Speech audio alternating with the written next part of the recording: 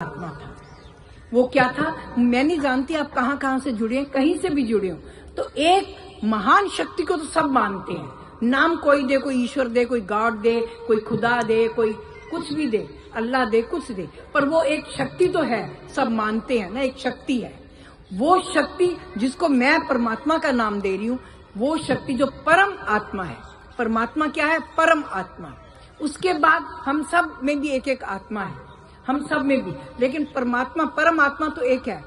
उसको हम कैसे कहते हैं कि वो परमात्मा है? देखिए, मैं भारत में रह रही हूँ, तो भारत में जिस प्रकार हर चीज को लीजिए, आप किसी क्षेत्र में जाओ, हर क्षेत्र में देखो, पौधा है, बीज पृथ्वी में गया, पौधा, उसको समय धूप मिली, पानी मिला, समय आया तो वो प्रस्फुटित हुआ, अंकुर निकल आया। निकलने के बाद वो बड़ा हुआ, बड़ा होने के बाद जैसे जैसे बढ़ेगा पत्ते आए, पत्ते आने के पश्चात फिर वो और आगे बढ़ा तो फूल आए, फूल आने के बाद फिर आगे बढ़ा तो फल आए।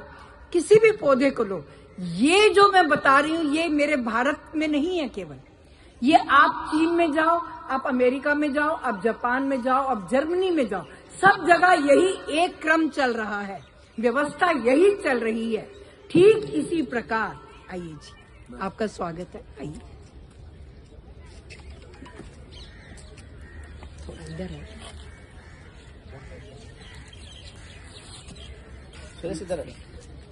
तो ये व्यवस्था जो मैंने बताई, मैंने हर क्षेत्र में है। माँ है, उसको माँ ने गर्भ धारण कर लिया, गर्भ धारण करने के पश्चात भी माँ को पता नहीं है कि मेरे अंदर क्या हो रहा है।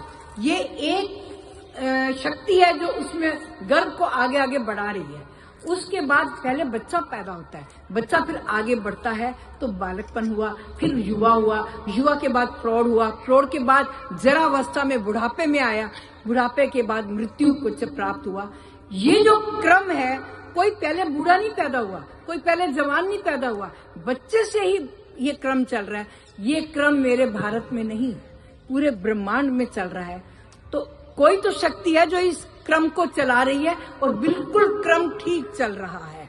तो इस क्रम को चलाने की जो शक्ति है, उस शक्ति ने, अब मैं आती हूँ, मैं उस शक्ति को परमात्मा का नाम या ईश्वर का नाम दे रही हूँ।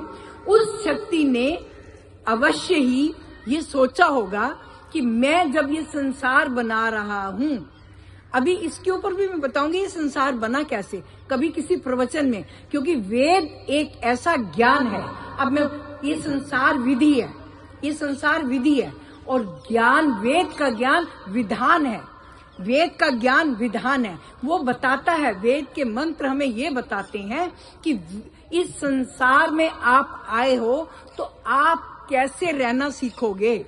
इन जो संसार के पदार्थ हैं, चाहे वायु है, चाहे अग्नि है, चाहे उसके साथ साथ पृथ्वी है, उसके बाद जल है, इन सब का प्रयोग कैसे करना है, उसके प्रयोग की विधि क्या है, जिससे कि आपका जीवन का स्तर अच्छा बने। उसका कारण क्या है? हमारे पास अनेक प्राणी हैं, अनेक जीव जंतु हैं, कीट पतंग भी हैं, पशु भी हैं, पक्षी भी हैं, ये सारे प्राणी हैं, इनमें भी आत्माएं हैं, लेकिन सबसे श्रेष्ठ मनुष्य की योनि गिनी जाती है, सबसे श्रेष्ठ मनुष्य की योनि गिनी जाती है, क्योंकि मनुष्य की योनि के पास क्या है? बुद्धि। बाकियों के पास बुद्धि है लेकिन बहुत कम, हमारे पास बुद्धि बहुत अधिक है। इस बुद्धि के कारण हम श्रेष्ठ कहलाते हैं। लेकिन इसके साथ साथ मनुष्य योनि के साथ एक और भी चीज जुड़ी हुई है, पाप और पुण्य। क्या जुड़ा हुआ है? पाप और पुण्य। अब हमें पाप और पुण्य देने वाला भी तो कोई होगा। पाप और पुण्य जो देगा, वो देने से पहले हमें ये तो बताएगा कि ये कार्य पुण्य में कहलाते हैं और ये कार्य पाप में कहलाते हैं। ये शुभ कार्य है, ये अशुभ कार्य है, ये आपके करने योग्य है, ये आपके नहीं करने योग्य। ये निर्भर आगे आत्मा पर पड़ेगा, हमारे पर निर्भर करेगा हम क्या करें क्या ना करें। लेकिन पहले ज्ञान तो अवश्य हमें मिलना चाहिए। क्यों मिलना चाहिए? क्योंकि अगर ज्ञान नहीं दिया तो, मैं इसको एक लौकिक उदाहरण से समझा रही हूँ।